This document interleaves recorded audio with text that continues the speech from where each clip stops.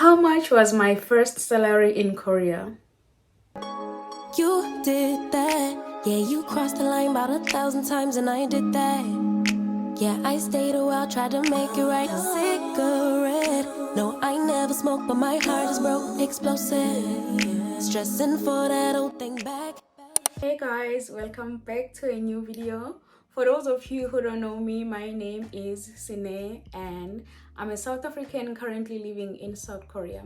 I work as an English teacher and I've been working here for almost 2 years, and I'm working in a HAGWON, which is also known as a private school in Korea.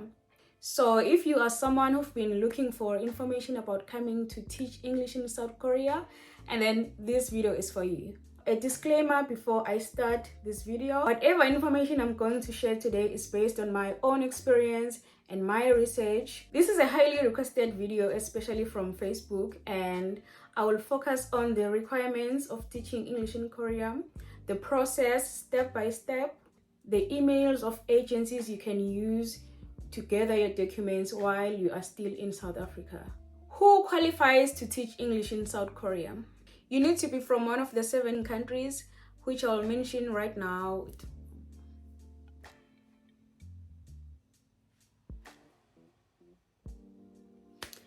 And then you need to be aged between 21 to 62 years old. Okay, so now let's talk about the required document. Firstly, you need to have a degree in any field. It doesn't really have to be a teaching degree. However, if you don't have a teaching degree, you will need to have a TEFL certificate. And there are many websites that you can use to get your TEFL certificate. And the one that I used is from Open International Academy. I did mine back in 2020. And around that time, it was around 300 rands. But I also know a lot of people who did their TEFL certificate from Teacher's Record. And it's free, you don't have to pay anything. How can you do a TEFL certificate with Teacher's Records? You just need to go to Google and search Teacher's Record, and then you have to sign in with your personal information to their website, and then you can start to do your TEFL certificate. There is no limited time, there's no pressure. You can take all your time to study, and then you answer some few questions, and then you get your certificate. Okay, now you have a degree in any field. You will need to have a clean criminal record. You need to do a health check when you arrive in Korea. Of course, you need to have your passport from one of the 7 countries that I mentioned. Okay, so now you have your degree, criminal record. Now you need to verify your documents. You only need to verify your degree, and then you have to check your criminal record. So let's start with your criminal record. How do you do it? Where do you start? How much do you pay? For your criminal record, you need to go to your nearest police station. You don't have to do fingerprints from Postnet. You need to do your fingerprints from police station. They will take your fingerprints. You have to pay 180 rands. And then you have 2 options after you're done doing your fingerprints. Leave your fingerprints at the police station, and then they will send them to Pretoria on your behalf. Or you take your fingerprints and then you send them to Pretoria by yourself using Postnet. And I highly recommend that you take your fingerprints, you pay 180, and then you take them and send them to Pretoria by yourself to save a lot of time. Because when you leave them in the police station, it will take about 6 weeks for them to send your fingerprints in Pretoria. But then if you do it by yourself, you can send them to Pretoria using Postnet, and then they can receive them in a space of a week. Where in Pretoria do you send your fingerprints? I'll put on the location here. You can also search from Google for yourself. I'll also put the link on my description box.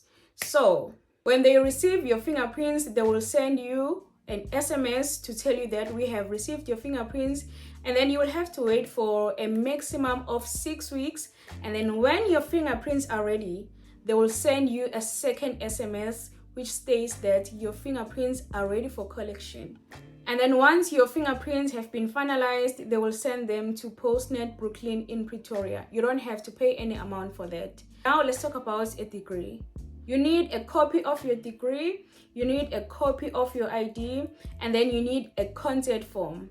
You can find the consent form on Google, and then you have to email the 3 documents to SAQA, which is also in Pretoria. I'll put on the email here, and then I'll also put it on the description box. Once they receive your email, they will send you a quotation of 610 rands, and then they will give you a reference. Make sure that you use the exact reference that they give you, and then you will have to print your proof of payment and send it back to their email. And then you will have to wait for a maximum of 25 days to receive your verified degree.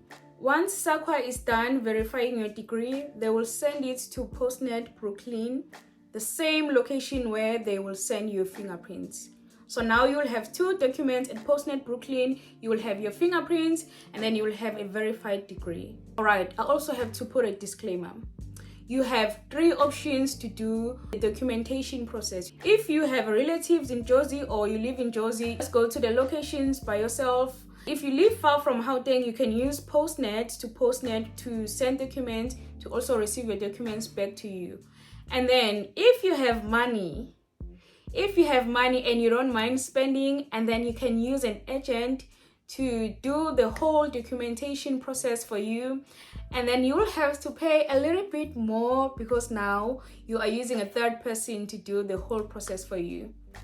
So now you have your criminal record, your clean criminal record, and then you have your verified degree. And Postnet Brooklyn would give you a form where you have to write the name of the country that you're going to. You have to fill in the form and then send it back to them. Postnet Brooklyn uses WhatsApp, and they are very active on WhatsApp. You can ask questions, you can ask about your documents, and they will reply to you as soon as possible. Once both your documents are ready at Postnet Brooklyn, you will have to apostille them at DECO.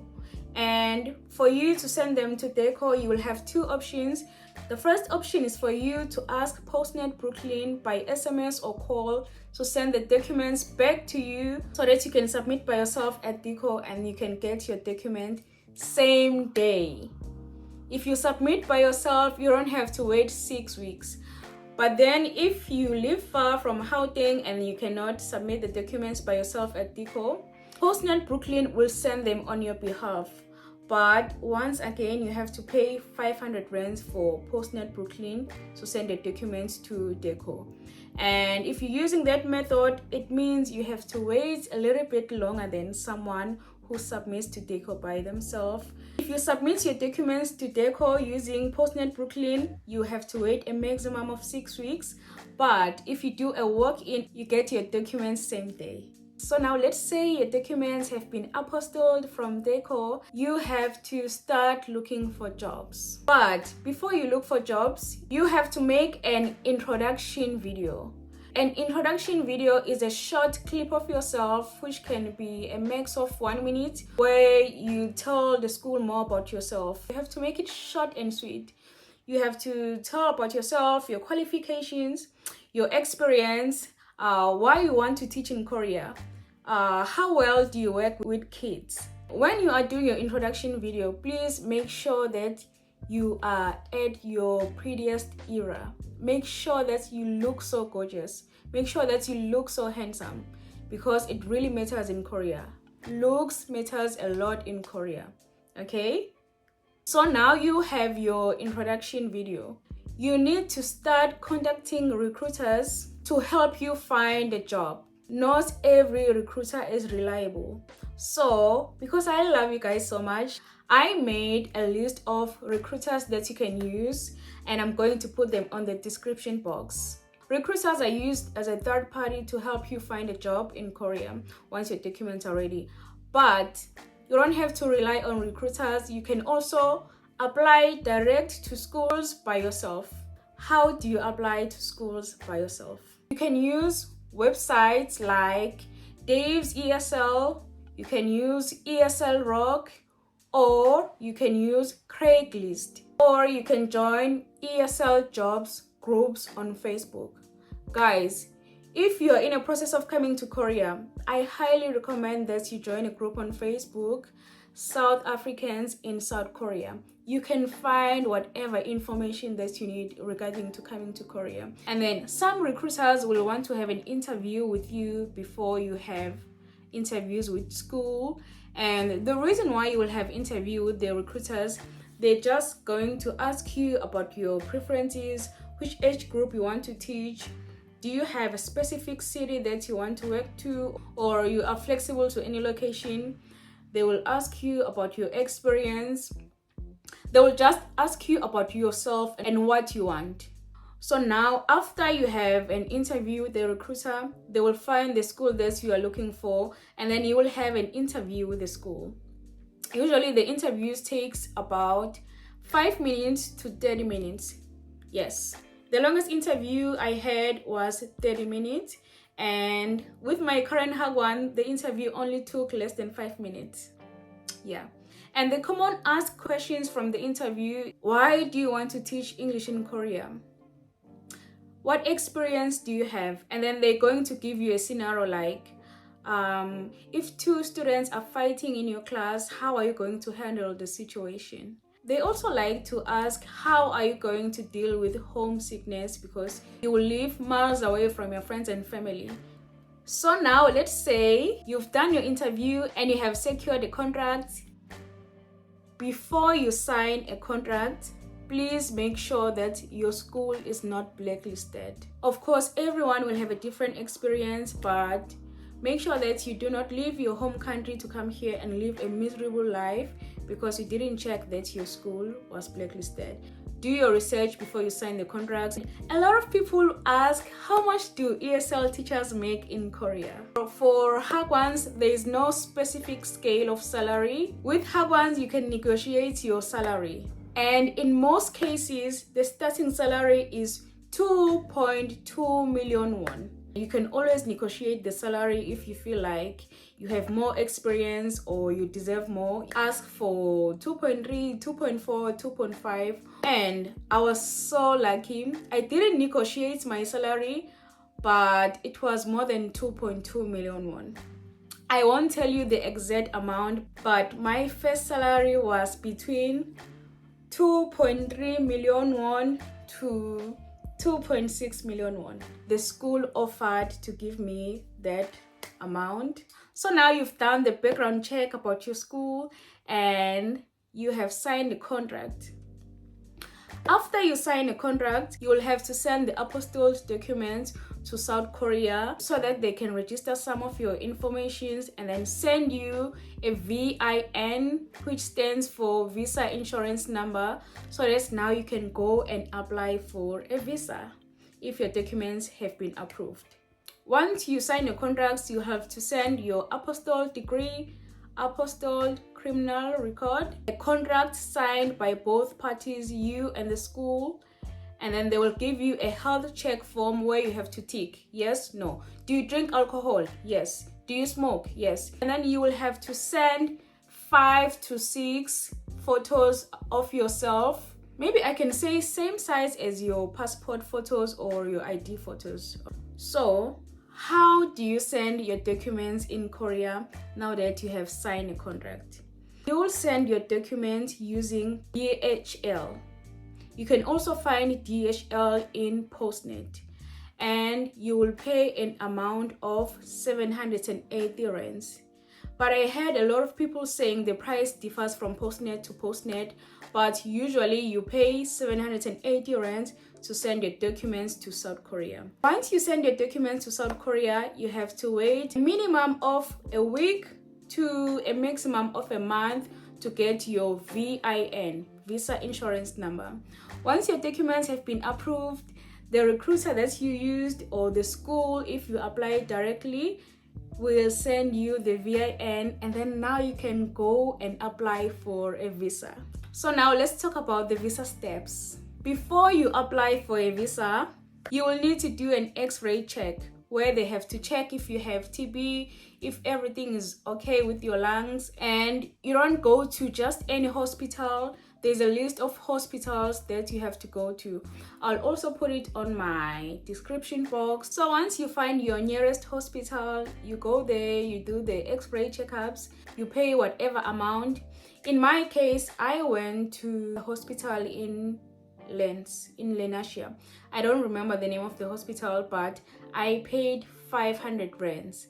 And guys, please note that the hospital prices varies from hospital to hospital. Some people pay about 1,000 rands for x-ray, some people pay 1,500, and then some people pay 500 rands. Once you're done with your x-ray and there's nothing wrong with you, and then you will have to fill in a visa form which you will get from school, and you take your x-ray result, you take your contract which has been signed by both parties, you and the school, and then you take your passport. You don't need to send a copy of your passport for visa. You need to send the original passport, and you will pay 900 rands for your visa. Where do you do your visa? So you do your visa from South Korea embassy, which is in Pretoria. Again, you can use Postnet, or you can go there by yourself, or you can use an agent that can submit the documents for you. And then for visa, you have to wait a minimum of a week to 2 weeks if your visa have been approved, and then you are ready to go to South Korea. You are ready to come to Kimchi Land. I think I'm going to end my video here for the process of coming to Korea, and then I'll make a separate video where you guys ask specific questions about coming to Korea. Also, if you have any questions from the information that I just shared with you, you can ask from the comment section and I will answer you right away. But for now, I'll end my video here. I hope this was helpful, especially since this is a highly requested video from Facebook. And I will see you on the next video. Please don't forget to like, comment, and subscribe.